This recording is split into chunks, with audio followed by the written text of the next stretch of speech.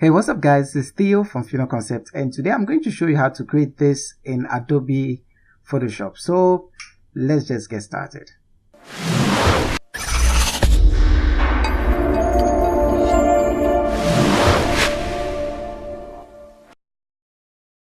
Welcome to Final Concept. Click the subscribe button and hit the bell icon so you don't miss out on any of our future videos. Okay, so first of all, we just have to open up our application. I'm using Photoshop CC 2018. So what I'll do is click on File, click on New, and I'm going with a width of 2K and a height of 2K. I want it to be a perfect square because I'll be posting this on my Instagram page. Okay, so the first thing we are going to do is actually import our image. So this is the image I'm going to be using.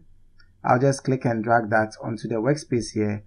I'll click on the magic wand because everything here is white.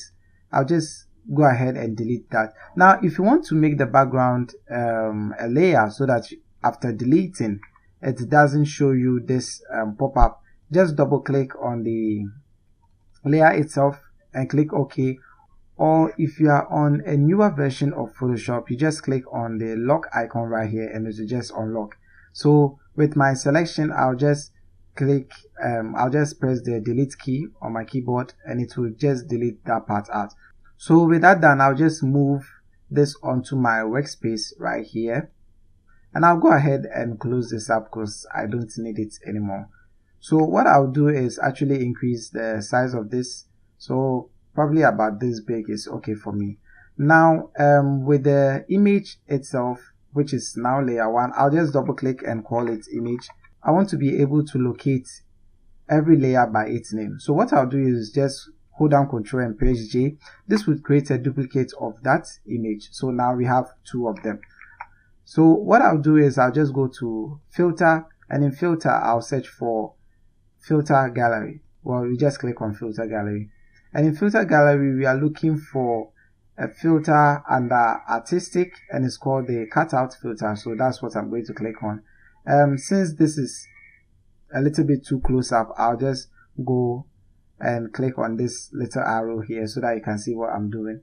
So you just go ahead and play with the number of levels and the edge simplicity and all of that. Then you pick one which is more suitable for you. So for this image, I'm going with a number of levels being 8, edge simplicity being 0, and edge fidelity being 2. And I'll just click on OK. So this is what I'm having. Now what I'll do is actually reduce the opacity of the image on top. So I'll reduce it by 30%, so we have an opacity of 70. So this is how it looks like as the original image, and this is how it looks like with the filter on top. So what I'll do is actually select these two by holding down my Control key. I'll right click and I'll merge these images up. So right now I have just one solid image. Now with this done, you can go ahead and create a layer mask. With the layer selected, you create a layer mask for that. Now I'm going to erase certain parts I don't need. So I'll quickly grab my brush tool. You can press B on the keyboard and I'll go ahead and brush in here. Now to do this right, you can actually right click, then you select under general brushes, you select soft brush. So with a soft brush, then you can actually brush in here like so.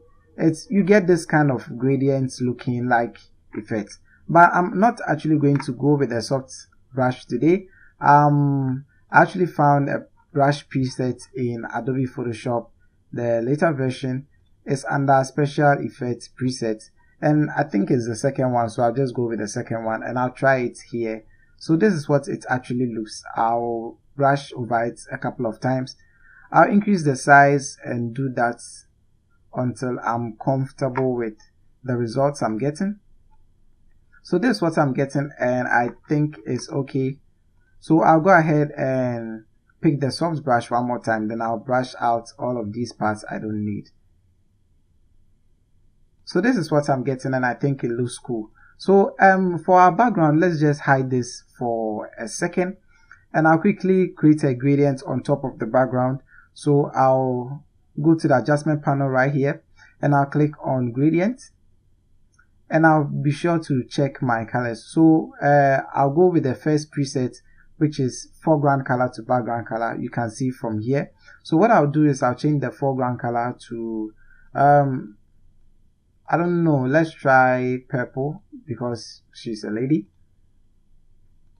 and I'll go with purple here, but I'll just make it much more bluer than the first purple I chose.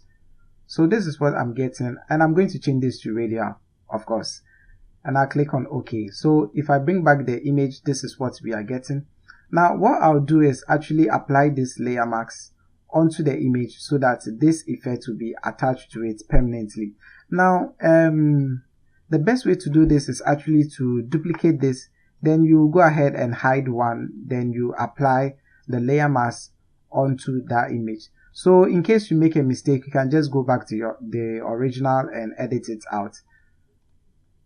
Okay, so with that done, I actually want to take out these white portions of her hair. I don't need them. So what I'll do is I'll hold down Control and click on the thumbnail. So you see it creates a selection of my image, and I'll go to Select, and under Select I'll click on Modify, and under Modify I'll go to Contract. So this is going to contract it by 2. You can go ahead and change it to about 5 and see how it looks like. So 5 is actually bringing it inwards. Now we don't want the selection to be inwards, we actually want it to be outside so that we can go ahead and delete that. Now currently this is how it looks like. So if I press delete on my keyboard, it is deleting the image itself. That's not what we want. We want to select inversely. So the shortcut for this is, but if you don't want to go through that, you can just go to Select, and under Select you click on Inverse, and that creates the inverse for you. So once you have that, just press delete on your keyboard and you go ahead and deselect, Ctrl D, or you grab any of the selection tool, you right click and go to deselect. So you can see it is actually taking out certain portions of the hair. You can do it several times to take out as many portions as you want. So I'll go ahead and do it one more time. Modify, Contract, select Inverse, and I'll delete the part I don't need. So this is the final work I'm getting, and I think it looks pretty nice. So the next thing I'm going to do is actually type her name. So I should have probably come up with a name for her. So you know what, let's just go with this name. I wonder if it's actually a name, but I'll just go ahead and type it in here. Okay, so let's increase the size to about 36. If this isn't an actual name, please let me know in the comment below. Now once I've done that, I'll go ahead and change the font. I don't have a font or a specific font in mind at the moment, so I'll just go with this font, which is Christian ITC, or better still, let's just go with the font everyone has by default, which is Arial. So I'll go with Arial regular. So this is what I'm having. Afterwards I'm going to add in the few information like her Instagram page or something. Like I said, this isn't actually a name. You know what, let's change this to probably a website or something. So this is what we are having. Now obviously we can't just post this on Instagram, it's not looking too nice. So we have to add in what I call layer style. Now to access layer style, just select the layer you want to apply it to, then click on FX right here and just go to blending options. Now in blending options, we are going to add in an outer glow. So I'll quickly check outer glow, and I'll choose the purple color which I have inwards here, and I'll go ahead and increase the size to as big as you want. Now you can see the more I increase it, it actually fades in right here. So I think this is okay for me, but I'm going to make it a little bit lighter so that it pops up. So you just go with any color you want and just make sure it is as nice, and you'll be okay. So I'll quickly click on OK right here, and I'm going to do the same for the text. So a shortcut for this is actually you hold down Alt, then you click on the FX and you click and drag onto the text icon, and it's just going to pop up like so. But if you think it's too much for you, just go to that FX blending options, and in blending options just apply the same outer glow and click OK. So on top of my background, I'll create a layer and I'll quickly grab my brush tool. I'll select the color I want to use. I want a darker purple, so I'll choose a darker purple from here. Then I'll go with the first brush I took, so I'll just brush in a couple of times. Now this isn't showing because the fill color is on top, so it's actually covering the actual work. So I'll click and drag this on top like so, and I'll just brush in like this, and I'll do the same at the top here and the top here to get this vignette effect. Now I can go ahead and decrease the size so that it doesn't overshadow the background. So this is what we are having. Now the last thing is on top of the image itself, I'll create a new layer. Now I'll select the soft brush. I'll go ahead and change the blend mode of that layer to screen, and I'm going to brush in any part of the portion I think I should highlight a little bit more. So portions like the face, I'll just drop in a shape here. Now once I have one, I can just drag it anywhere I want. I'll hit Ctrl J to duplicate. I can put this right around here. Ctrl J to duplicate one more time. I'll put this right around here. Now you can go ahead and increase the size depending on how you want it.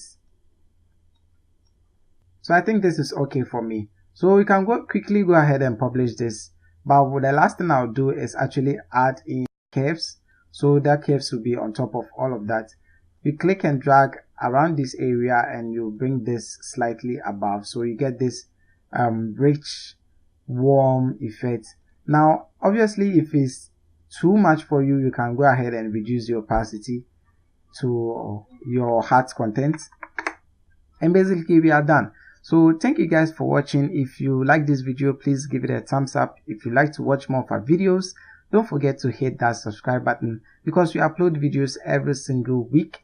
If you have any questions, please let me know in the comment below and I'll dive down there and answer as many as I can. So thank you guys for watching, and I'll talk to you guys in the next one.